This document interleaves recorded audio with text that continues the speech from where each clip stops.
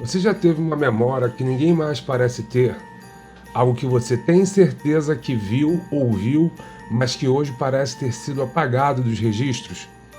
Por anos, eu carreguei a lembrança de um documentário que assisti na TV, há muito tempo atrás. Anos. O tema, uma suposta pesquisa de Adolf Hitler sobre tecnologia que parecia saída da ficção científica. Algo envolvendo a manipulação do tempo e do espaço. O problema, uma busca online sobre isso hoje sempre me levou a um beco sem saída, pois eu não tinha certeza exatamente do que era. E depois de anos, com essa era digital da IA e tudo mais, eu já tinha usado IA, mas não para esses propósitos de pesquisa e tudo mais. Nem ainda não tinha, já tinha visto gente com quem trabalhei usando o ChatGPT. Usei o Gemini, mas para testar quando saiu a função de criar vídeos de 8 segundos. Fiquei até maravilhado, que era um surrealismo, né? Inimaginável de quanto você poderia criar qualquer coisa. Mas não é isso que vamos falar agora. Então, graças a IA, eu descobri que esse documentário realmente existiu, mas não era bem exatamente o que ela descobriu. Depois, até quando ela me contou tudo e tudo mais, eu falei, pois é. Mas o que eu lembrava era outra coisa. Mas eu lembro dessas coisas que você falou estarem também nesse que eu vi. Então vamos a elas. A Alemanha nazista foi responsável por alguns dos saltos tecnológicos mais significativos do século XX. Estamos falando dos foguetes balísticos V2. Eles foram os primeiros objetos feitos pelo homem a atingir o espaço em um voo suborbital, chegando a 5 vezes a velocidade do som durante a reentrada. Esses foguetes eram usados para bombardear Londres cruzando o Canal da Mancha, aquela faixa de água que separa a França da Inglaterra, sem que houvesse qualquer defesa contra eles. Eles colocaram em campo os primeiros aviões a jato operacionais no mundo, como o Messerschmitt Me-262, e tinham projetos como a asa voadora Horten-Ho 229, considerado hoje o primeiro avião stealth ou furtivo da história, com um design que só se tornaria comum décadas depois. Todos esses projetos faziam parte do que a propaganda alemã chamava de Wunderwaffen, as armas maravilhosas. Esse era o termo oficial usado para todas essas super-armas com as quais a Alemanha esperava mudar o curso da guerra. E a afirmação de que a engenharia alemã estava em muitas áreas décadas à frente fica clara quando comparamos com as outras potências daquela época. Os Estados Unidos focavam na sua capacidade de produção industrial em massa e no secreto projeto Manhattan. O Reino Unido se destacava na ciência aplicada, como o radar e a criptografia que decifrou o código Enigma. A União Soviética focava na produção em escala de equipamentos robustos, como os milhares de tanques T-34. A China, em guerra contra o Japão desde 1937, lutava uma guerra de atrito em seu próprio território. E no próprio eixo, o Japão recorria a táticas de sacrifício como os kamikazes, enquanto a Itália já havia colapsado militar e industrialmente em 1943. Nesse cenário, a Alemanha era a única potência que apostava quase todos os seus recursos restantes em protótipos avançados. Isso nos leva ao paradoxo central. Eles tinham a tecnologia, mas não tinham mais petróleo, aço ou capacidade industrial para produzir essas armas em escala. A busca por mais Wunderwaffen se tornou uma política de Estado desesperada. Era a última aposta que a ciência sozinha poderia reverter uma derrota militar que, logisticamente, já era inevitável. E é nesse caldeirão de ciência de ponta e desespero logístico que surge a lenda de Die Glocken, ou o sino em português. Esse é o centro de uma das lendas mais persistentes da Segunda Guerra Mundial. Mas de onde essa história vem?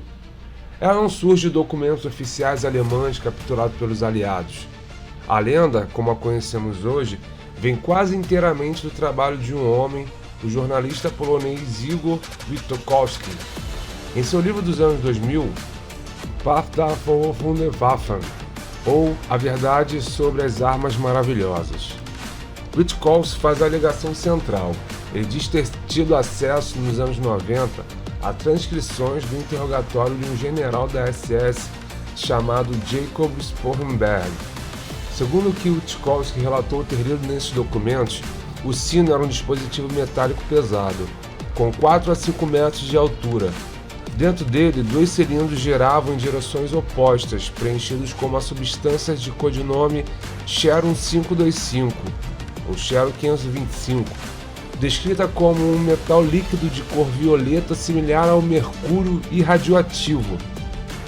A lenda diz que, quando ativado, o dispositivo emitia uma forte radiação com efeitos letais para formas de vida em um raio de até 200 metros. Mas o objetivo final é o que nos interessa. As alegações dizem que em seu verdadeiro propósito era gerar um campo de energia para algo muito maior. Especula-se que ele seria um dispositivo de propulsão por antigravidade, ou mais diretamente, uma máquina capaz de distorcer o espaço-tempo, uma máquina de portais. E é aqui que a lenda se conecta diretamente à minha memória original de buracos de minhoca, sobre Hitler estar pesquisando buracos de minhoca e máquinas capazes de viajar no tempo. Essa é uma história e tanto, mas para um canal focado em fatos, precisamos ir além do que o autor alega ter ido. Precisamos investigar as fontes, e a lenda de Die Glocken se apoia inteiramente em 2 pessoas, o jornalista Igor Witkowski e o general da SS, Jacob Sponberg. Vamos começar pelo jornalista. Apesar de ser frequentemente citado em documentários sobre o tema, Witkowski não é classificado como historiador, mas sim como um autor de história alternativa. O ponto central de sua credibilidade é o acesso que ele alega ter tido a esses documentos sigilosos. No entanto, quando pressionado por outros pesquisadores, ele afirma que só teve permissão de um oficial de inteligência polonês, cuja identidade ele não revela, para ler os documentos, mas foi proibido de fazer cópias. Até hoje, ninguém mais viu essas transcrições que ele descreve. A fonte principal da lenda é, portanto, baseada inteiramente na palavra de um único autor, sem prova documental que a sustente. Mas e quanto ao general da SS? Aqui a investigação fica mais concreta. Sponberg foi uma figura real, e os seus interrogatórios pós-guerra são reais. Eles não estão perdidos, estão guardados nos arquivos do Instituto da Memória Nacional da Polônia. E o que os historiadores que realmente analisaram esses arquivos oficiais dizem? De acordo com os pesquisadores, como o Dr. Paweł Piotrowski, do Instituto da História da Universidade de Zielona Góra, os arquivos de Sponberg são detalhados, mas tratam exclusivamente de suas atividades como líder da SS, suas ordens e os crimes de guerra pelos quais ele foi julgado e posteriormente executado. Nos milhares de páginas de seu interrogatório não há nenhuma menção a Die Glocken, Xerum 525 ou a qualquer projeto de antigravidade, muito menos máquina do tempo. A peça central da evidência de Witkowski não parece existir nos registros oficiais. Sem uma fonte documental confiável, a lenda de Die Glocken se apoia inteiramente em uma única peça de suposta evidência física, uma estrutura de concreto misteriosa apelidada de The Hang. Ela fica localizada perto da mina de Wenceslau, na Silésia, a mesma região onde o projeto do sino supostamente ocorreu. Os defensores da teoria afirmam que esta é a base de uma plataforma de testes usada para içar e testar o dispositivo de Glockon. Mas assim como fizemos com os documentos, vamos investigar os fatos sobre esta estrutura. Primeiro, o contexto. A estrutura não fica em um complexo militar secreto isolado. Ela fica ao lado de uma mina de carvão. Minas de carvão daquela época, como a de Wenceslau, precisavam de suas próprias usinas de energia para funcionar. E um componente padrão de usinas termoelétricas daquele período era uma torre de resfriamento. Segundo, a comparação. Quando olhamos o design de The Range, ele não é único. Historiadores e engenheiros industriais apontam que a base de concreto é idêntica às fundações de torres de resfriamento industriais usadas em outras fábricas e minas pela Alemanha nazista na mesma região da Silésia. A estrutura de concreto não era a base para o sino, era a fundação que sustentava a armação de madeira de uma torre de resfriamento padrão, que há muito tempo apodreceu ou foi desmontada, deixando apenas o concreto para trás. Portanto, a evidência física mais citada para de Glockon não é um mistério, é a ruína de uma peça comum de infraestrutura industrial cuja origem foi ignorada para se encaixar na lenda. Neste ponto, a lenda já não tem mais nenhuma evidência documental ou física. Então, por que ela persiste com tanta força? Ela persiste por causa do seu elemento final, a figura do general da SS. Klammer era um dos homens mais poderosos e temidos do Terceiro Reich no final da guerra. Ele era um engenheiro altamente eficiente que supervisionou projetos como os campos de extermínio de Auschwitz e, crucialmente para nossa história, assumiu o controle de todos os projetos de armas secretas mais importantes: os foguetes V2, os jatos Me-262 e as instalações subterrâneas. Se algo como de Glockon existisse, Hans Klammer saberia.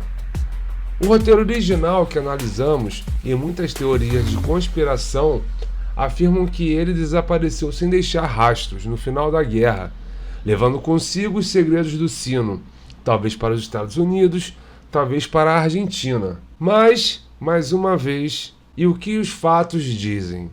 O desaparecimento dele é realmente um mistério?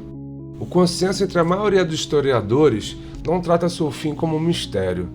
Embora o caos do fim da guerra tenha gerado relatos conflitantes, os registros mais confiáveis, incluindo os testemunhos de seu motorista e de seu ajudante de ordens, indicam que ele cometeu suicídio por cianeto em 9 de maio de 1945 na Tchecoslováquia, para evitar ser capturado.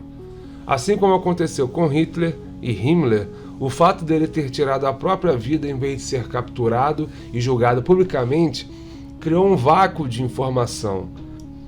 E é nesse vácuo que as teorias da conspiração nascem. O mistério de Hans Klammer não é uma evidência para a lenda do sino.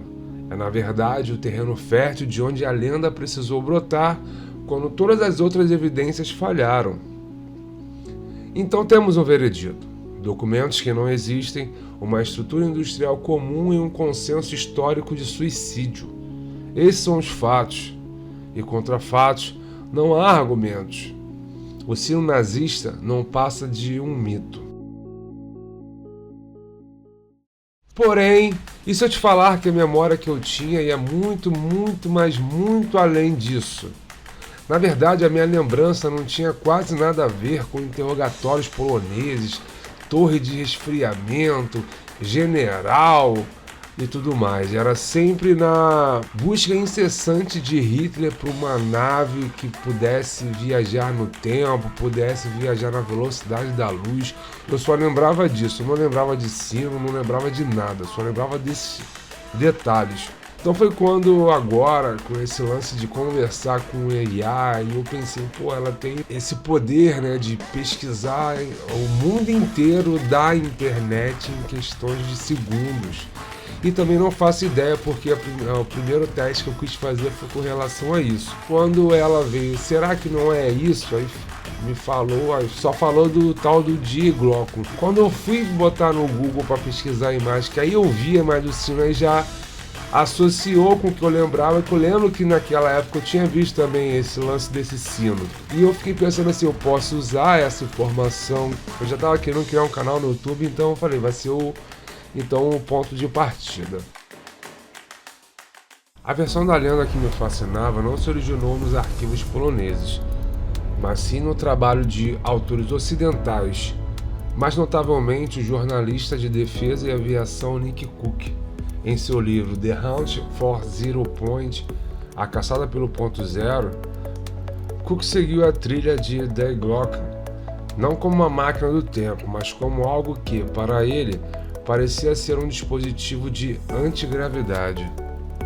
Nesta versão da história, o foco muda de Jacob Sponberg para o homem que já mencionamos antes, o general da SS, Hans Kammler. A teoria postula que Kammler, o supervisor de todas as Wunderwaffen, não cometeu suicídio. Em vez disso, ele teria usado o sino e outros segredos tecnológicos com sua moeda de troca para se render secretamente aos USA. Isso se conectaria à Operação Paperclip, a operação real que trouxe mais de 1.600 cientistas alemães, como Van Heaven Braun, para trabalhar para os USA após a guerra. A lenda sugere que, junto com os cientistas, os americanos também levaram a tela tecnologia, aquela que os Little Nazi estavam trabalhando com forças extraterrestres. E os USA a esconderam do público. Aí isso ligava com várias outras coisas que eu já tinha visto sobre essas teorias de alienígenas e tudo mais, que não sei o que, Área 51, e que realmente, né, esse lance dos vários cientistas nazistas terem ido trabalhar para lá, e a maioria deles trabalhavam na Área 51, que só veio a ser construída em 55, se não me engano, 10 ou 9 anos depois. Enfim, essa teoria ainda tem uma pergunta. Como os engenheiros nazistas, mesmo sendo avançados, conseguiram desenvolver a antigravidade nos anos 40? Dependendo da sua idade, as coisas vão tomando uma outra proporção, né? É aqui que entramos na camada final do mito, a que se conecta diretamente à minha memória, de que a tecnologia que os nazistas usufruíam não era de fato humana. Essa vertente da ufologia especula que a SS de Kammler estava na verdade tentando fazer engenharia reversa de tecnologia recuperada de um suposto OVNI acidentado. Se você for alguém que acompanha muito esses casos de OVNI, essa é uma história que é repetida em vários assuntos, principalmente sobre a Área 51. Lá nos Estados Unidos tem vários OVNIs lá que eles estudam e é onde aprendeu muita tecnologia e tudo mais. Nesse cenário, o sino era uma tentativa de replicar um sistema de propulsão alienígena. E a falta de prova que encontramos na nossa investigação, a limpeza dos rastros, não seria porque o projeto falhou, por falta de documentos, por falta de qualquer coisa, mas sim porque ele funcionou e foi encoberto, ou pelos americanos, ou pelo próprio Kammler, que vendeu para os americanos, ou pelos próprios alienígenas que o forneceram. E assim voltamos ao começo. É a lenda histórica de um projeto secreto polonês, baseado em fontes que, como vimos, não parecem se sustentar em arquivos oficiais. No fim, o sino é um dos mitos mais fascinantes do século XX. E você, qual versão dessa lenda você já tinha ouvido falar? A história ou a ufologia? Se você quiser que eu traga aqui também Projeto Manhattan, Código Enigma, um pouco mais sobre as Wunderwaffen, que eram as armas maravilhosas dos alemães na Segunda Guerra, lá em 1940, eu posso fazer um vídeo também. Eu tenho vontade de fazer vídeos de diversos assuntos, mas esse é o primeiro vídeo, esse é o meu startup no YouTube, e eu realmente espero que Seja bom.